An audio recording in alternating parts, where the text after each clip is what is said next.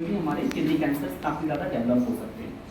सो kidney cancer के बहुत सारे ट्रीटमेंट पहले के टाइम पे होते थे, जिसमें मेन ट्रीटमेंट होता था कि हम पूरी किडनी को ही रिमूव कर देते थे।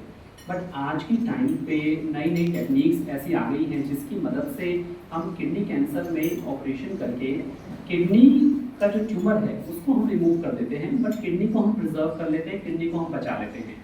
ये जो टेक्निक है ये मेनली रोबोटिक सर्जरी के माध्यम से की जाती है। रोबोटिक सर्जरी एक ऐसी नई एडवांसमेंट है जिससे जब हम ऑपरेशन परफॉर्म करते हैं तो बहुत ही छोटे छोटे कट से, बहुत ही बारीक कट से वो ऑपरेशन किया जाता है और पूरी किडनी जो है उसको हम डैमेज करने की बजाय सिर्फ ट्यूमर जो है उसी को रिमूव करते हैं।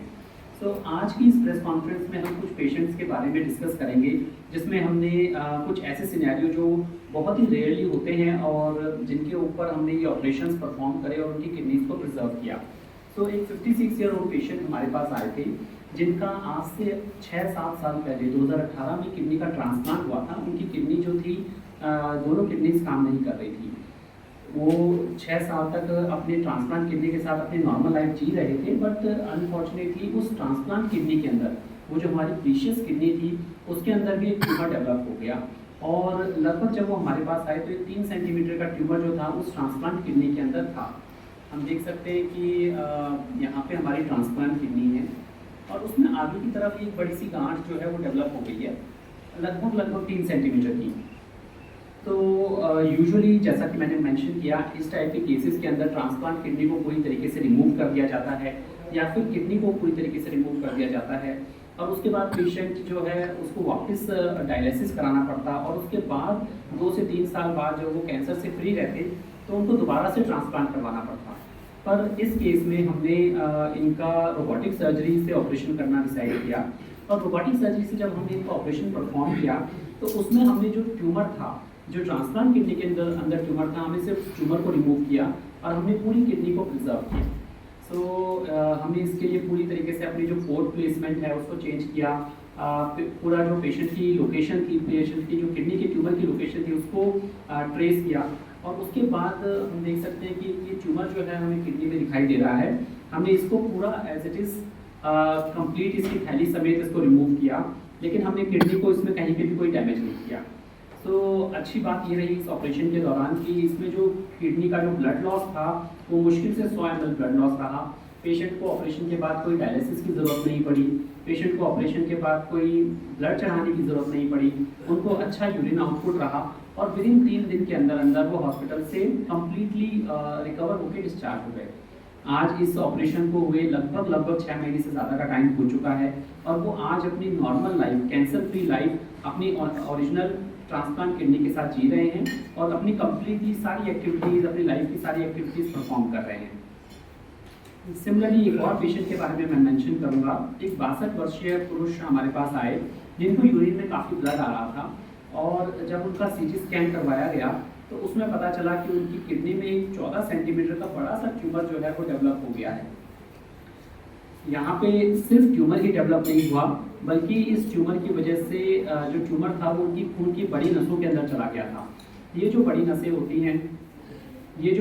होती हैं, ये हमारा जो बॉडी का ब्लड होता है, जो पैरों से, पेट से ब्लड होता है, उसको लेके ये हार्ट तक जाती हैं। और अक्सर हमने देखा है कि किडनी ट्यूमर्स के अंदर अगर ये थ्रोम्बस जो है वो ब्लड वेसल्स के अंदर यानी खून की नसों के अंदर आ जाए तो फिर ये हार्ट तक भी पहुँच सकता है। यूजुअली जब इस तरीके के ऑपरेशंस परफॉर्म किए जाते हैं तो उन ऑपरेशंस को ओपन टेक्निक से, ओपन सर्जरी के माध्यम से किया जाता है और इस टाइप के ऑपरेशंस में ब्लीडिंग यानी ब्लड लॉस होने के चांसेस काफ़ी ज़्यादा होते हैं, यानी कि लगभग 1000 से 1500 ml के आसपास ब्लड लॉस होता है। पेशेंट को 3 से 4 यूनिट ब्लड चढ़ाना पड़ता है और कम से कम 10 से 15 दिन हॉस्पिटल रहना पड़ता है। पर अगेन ये ऑपरेशन हमने रोबोटिक सर्जरी के माध्यम से परफॉर्म किया। रोबोटिक सर्जरी में हमने इनकी पूरी जो राइट साइड वाली किडनी है उसको मोबिलाइज किया, उसको कंट्रोल किया। उसके बाद जो हमारी खून की बड़ी नस थी जिसके अंदर ये ट्यूमर आया हुआ था, हमने उस खून की बड़ी नस को भी 3 जगह से अलग अलग पॉइंट्स पे ब्लॉक किया। उस खून की नस को हमने ओपन किया, उसमें से पूरा जो ट्यूमर था उसको रिमूव किया और उस बड़ी नस को हमने वापस रिपेयर किया और ये सारा जो प्रोसेस है ये रोबोटिक मशीन के माध्यम से किया गया। डेफिनेटली जब ये ऑपरेशन किया गया तो इससे ब्लड लॉस जो था वो काफ़ी कम हो गया। इससे जो यूजुअली 1000-1500 ml ब्लड लॉस होता है उसके मुकाबले लगभग हमारे ऑपरेशन में 200 ml के आसपास ब्लड लॉस हुआ। पेशेंट को कोई भी ब्लड चढ़ाने की ज़रूरत नहीं पड़ी, पेशेंट को कोई डायलिसिस की ज़रूरत नहीं पड़ी और उनकी रिकवरी इतनी बेटर रही कि विदिन 3 डेज़ उनको भी ऑपरेशन के बाद हॉस्पिटल से डिस्चार्ज कर दिया गया। आज इन पेशेंट्स को भी ऑपरेशन हुए 4 महीने से ज़्यादा का समय हो चुका है और ये अपनी नॉर्मल लाइफ जो है वो अब कैंसर फ्री लाइफ जो है वो आज अपनी नॉर्मल तरीके से जी रहे हैं।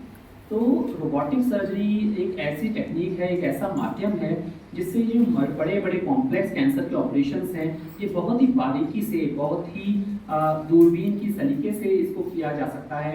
इससे पेशेंट की बॉडी के ऊपर बहुत ज़्यादा स्ट्रेस नहीं आता, पेशेंट की बॉडी के ऊपर बहुत ज़्यादा स्ट्रेन नहीं आता, हमारी रिकवरी जो है वो बहुत ज़्यादा बेटर रहती है।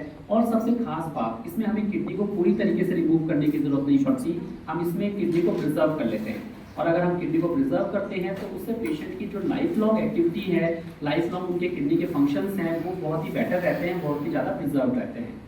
तो आज का हमारा जो प्रेस कॉन्फ्रेंस करने का मेन पर्पस था वो यही था कि हम इस नई टेक्निक के बारे में, नई मशीन के बारे में ज़्यादा से ज़्यादा लोगों तक पहुँचे, ज़्यादा से ज़्यादा लोगों को इसके बारे में बताएं ताकि हमें ये पता लग सके कि ऐसी ऐसी टेक्निक, ऐसे ऐसे ऑपरेशंस आज के टाइम में डेवलप हो गए हैं जिससे कैंसर का कंप्लीट इलाज भी संभव है और उसके साथ साथ हमारी पूरी बॉडी के ऑर्गन को रिमूव करने की ज़रूरत भी नहीं है, हम उनको भी प्रिजर्व कर सकते हैं। धन्यवाद। डेफिनेटली एक बहुत बड़ा रीज़न है, जो भी व्यक्ति स्मोकिंग करते हैं उनके अंदर कैंसर के चांसेस बढ़ जाते हैं और वो कैंसर सिर्फ छाती का कैंसर नहीं है, स्मोकिंग करने वाले लोगों को किडनी की कैंसर, पेशाब की थैली के कैंसर, यहाँ तक कि प्रोस्टेट की कैंसर की समस्या भी बढ़ जाती है। लेकिन जो लोग हाई एटीट्यूड पे रहते हैं, जैसे हमारे अपने हिमाचल में अपना जो मेन प्रॉब्लम है ऑक्सीजन लेवल की कमी जो होती है, मैदानी इलाकों के मुकाबले यहाँ पे ऑक्सीजन लेवल की कमी की वजह से लोगों की जो बॉडी है वो इस टाइप से अडेप्ट हो जाती है कि वो बहुत ज़्यादा कम ऑक्सीजन के लेवल पर भी हमारी बॉडी जो है वो सर्वाइव कर पाती है।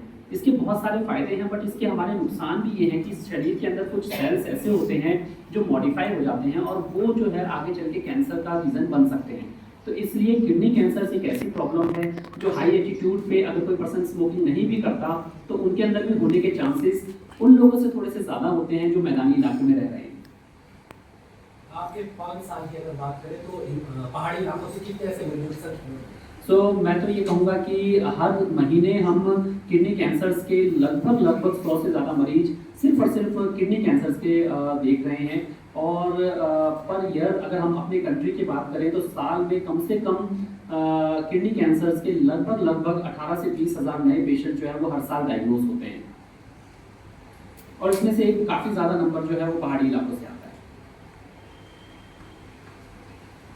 कोई मेन रीजन आपको नजर आया हो कैंसर के लिए?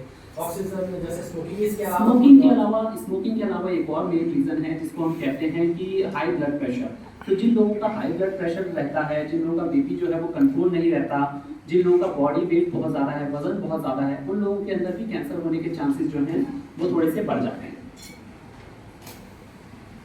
ये जो आपने ऑपरेशन की बात की, इसका सक्सेस रेट ऑपरेशन की सक्सेस रेट बहुत अच्छी है। रोबोटिक सर्जरी की सक्सेस रेट हम बोलते हैं कि मेडिकल लिटरेचर के अंदर इट इज़ मोर देन 99%। हमारे खुद के एक्सपीरियंस में आज तक हमें कोई एक ऐसा सिंगल केस भी नहीं देखने को मिला जिसमें हम इस ऑपरेशन को सक्सेसफुली परफॉर्म ना कर पाए हों। हम अपने पर्सनल एक्सपीरियंस में इसको 100% तक भी कहेंगे। हम अब तक लगभग 750 से ज़्यादा किडनी कैंसर्स के ये रोबोटिक ऑपरेशन जो हैं वो परफॉर्म कर चुके हैं। अब मुझे नहीं लगा कि कोई भी ऑपरेशन के दौरान हमें ऐसी प्रॉब्लम आई हो कि हम ऑपरेशन परफॉर्म नहीं कर पा रहे या हम कैंसर को पूरी तरीके से रिमूव नहीं कर पाएंगे। किस तरह से पता लगाया जा सकता है? जैसे मैं नॉर्मल कि मुझे किडनी कैंसर या किडनी की प्रॉब्लम हो रही है तो क्या सिम्टम होता है? तो सबसे पहले देखिए, सिम्टम जो है वो किडनी कैंसर में बहुत ही लेट आता है। सिम्टम्स एक ऐसी चीज़ है जो जिसमें जैसे हम कह सकते हैं यूरिन में ब्लड आना या फिर पेट में कंटिन्यूसली दर्द रहना, ये जो सिम्टम्स हैं वो जनरली हमें स्टेज 4 पे जाके मिलते हैं। किडनी के कैंसर को सही टाइम पे डिटेक्ट करने के लिए हम एडवाइस करते हैं एक बेसिक अल्ट्रासाउंड स्कैन अपने को साल में एक बार कराना चाहिए। हम अल्ट्रासाउंड एक ऐसा स्कैन है जिसमें ना ही कोई रेडिएशन होता है, ना ही कोई निडल प्रिक होती है और ये हर छोटे छोटे शहर में, छोटे छोटे तालुकाज में अवेलेबल है। इसके लिए आपको किसी बड़े सेंटर पे जाने की जरूरत नहीं। साल में एक बार या 1.5-2 साल में एक बार अपने बॉडी का अल्ट्रासाउंड स्कैन जरूर करवाना चाहिए। अगर किडनी में कहीं भी कोई ट्यूमर या कोई गांठ डेवलप हो रही होगी तो उसको सही टाइम पे डिटेक्ट करने में हेल्प रहती है। रूटीन में ऐसा क्या करें कि लोग बच सके इन चीज़ों से? सो अगेन सेम चीज़ें हम स्मोकिंग को पूरी तरीके से अवॉइड करें। अब अगर कोई बीपी शुगर की बीमारी है तो उनको कंट्रोल करें। अगर बॉडी वेट बहुत ज़्यादा है तो उसको कंट्रोल करें। रेगुलर एक्सरसाइज करें, अपने आप को ओवरऑल हेल्दी रखें। बाहर का अनहाइजीनिक खाना बहुत ज़्यादा ना लें। ऑयली खाना जो कहते हैं फ्राइड फास्ट फूड जो है उसको थोड़ा अवॉइड करें। तो ये सारी चीज़ें जो हैं वो हमारी बेटर डाइट जो है वो हमें कहीं ना कहीं कैंसर्स को बनने से प्रिवेंट करने में हेल्प करती है। Thank you.